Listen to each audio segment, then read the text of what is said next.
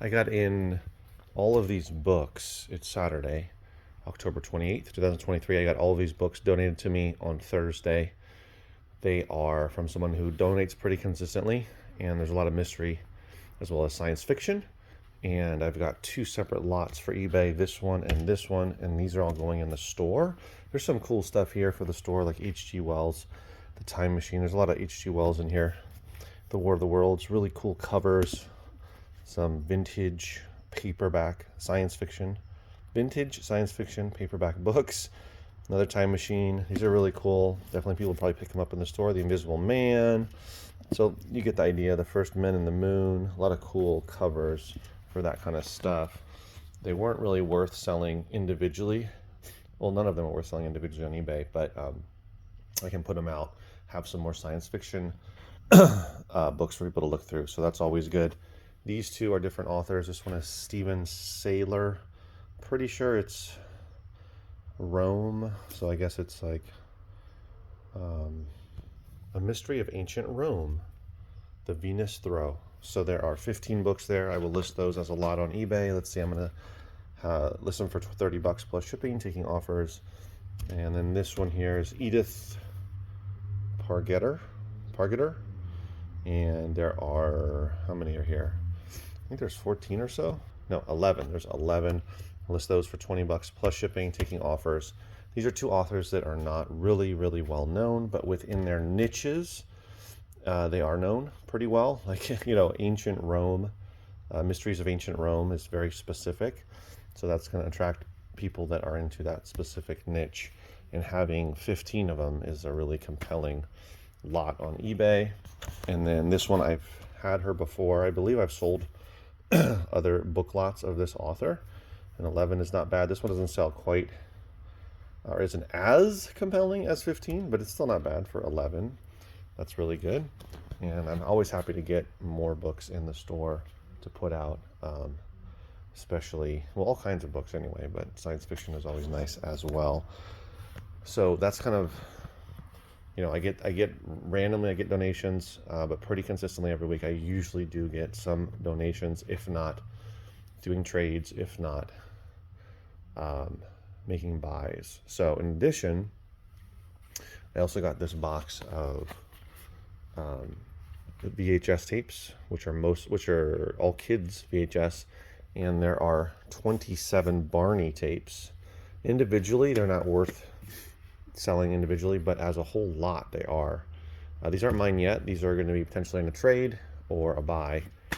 So they were left, and I looked through them already, and when the person comes back, we'll figure out how we're going to do that.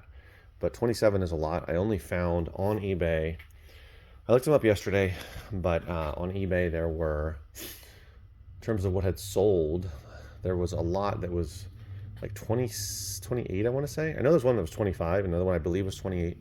One sold for $100, and another one sold for $60. So that's what I'm thinking is for 27 Barney VHS tapes, kind of in that range, but we'll see. And then there's just a bunch of other random kid stuff like Dora, like whatever. Oh, that's Barney. Stuff like Annie's not really worth it, but there's stuff like Veggie Tales. There's this Barney DVD pack, which is still sealed. Three of their DVDs. Probably if I get this lot or get this bunch of VHS tapes, there's the big comfy couch, I will put the rest of the kids VHS tapes together in one big lot and see how that does. But I've never had so many Barney tapes potentially to put on a lot on eBay. My assumption is if I price it right, it would sell pretty quickly. Also, this CD, which is signed, came from one of the palettes or gaylords of CDs that I'm going through. Now, here is why doing your research is important. This particular CD is not sought after. There's, I think, 5 or so, I think half a dozen on eBay. And then on eBay, there are 2 other signed copies. So I would be the 3rd signed copy to put it up on eBay, and it's not selling like hotcakes. I think it was $20 that they were going for. So it's definitely not worth it to put this type of signed CD up there. I'm not going to bother. I just wanted to show show you that clearly this person signed some, and they got out in the world, and other people got a hold of some other copies and put them up on eBay, but they're not selling. So that one is not worth it. But there are other ones that are more worth it, where I found another signed CD. That other CD, which I don't have here, it's at the house where I'm going to list it in my house. That other CD was interesting because there was no other copy of it on eBay, but I had a signed copy, and that particular artist is usually selling for over 20-30 bucks, but I don't believe there were any other signed copies of any of their other CDs. And looking at that particular CD on Discogs, which if you're not familiar with it, it's discogs.com, Discogs, a huge music database of CDs, records, tape, cassettes, that kind of stuff.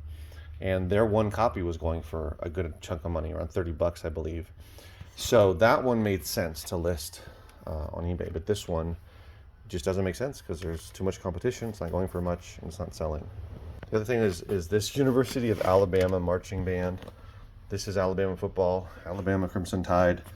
I came across one of them, and that wasn't really worth it. But now that I came across two, it's more worth it to put them in a lot and see if they sell. I'm also still going through that same palette of CDs, and there might be other ones in there. So I'm going to put these to the side as I continue to go through and see if I find a third or fourth one. And if I don't, I'll just put these two up, because the one I looked up individually, they're not going for that much, but the right person, the Alabama football person, will come around on eBay, and they'll definitely see that I have two of them, and it's more than likely that they will buy it.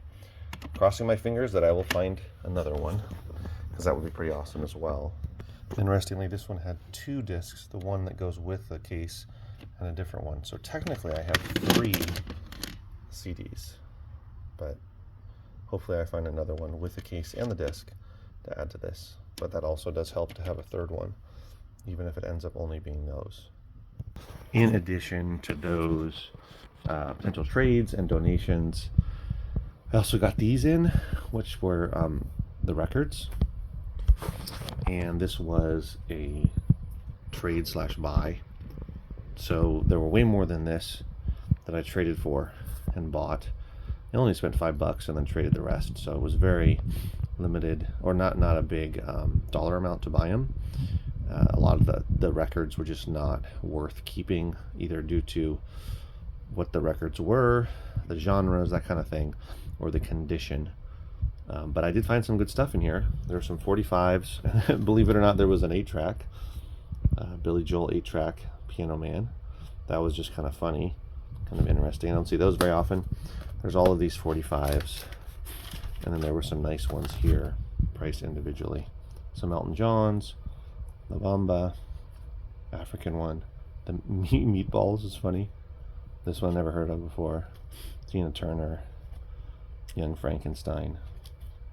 And then all of those I'm going to sell for $3 individually. So it's always nice to add to my backstock of records. I like to put out variety. These are all 70s. Do the Hustle. Thought that was pretty cool. Some other Elton John. More Elton John, but they're kind of rough shape. This was Beach Boys, but by another group. Just some random stuff like some 80s, which I've seen these on CD before, but never on vinyl. Some classical. So there's just a lot. There's a Cosby one, folk, a lot of different types of stuff. Ray Charles, but it's in really beat up. The vinyl is beat up. This one's really cool, Black Orpheus soundtrack from way back.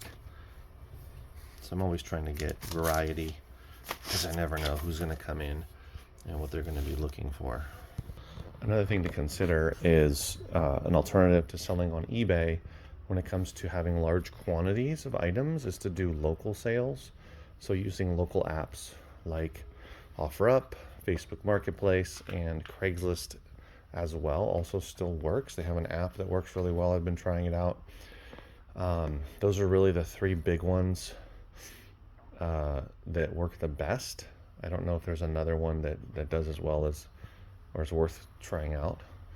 Those 3, I tend to do the best on OfferUp, and then it's Facebook, and then a tiny bit on Craigslist.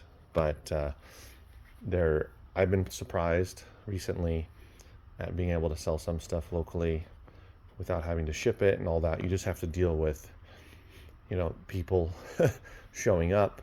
So what I tend to do is just be really firm about it. Be like, this is where I'm going to be at this location for this amount of time. For me, it's easier because I can just say I'm at my store, right? But if you're doing it from your home, regardless, you can just say I'll be there between this time and that time.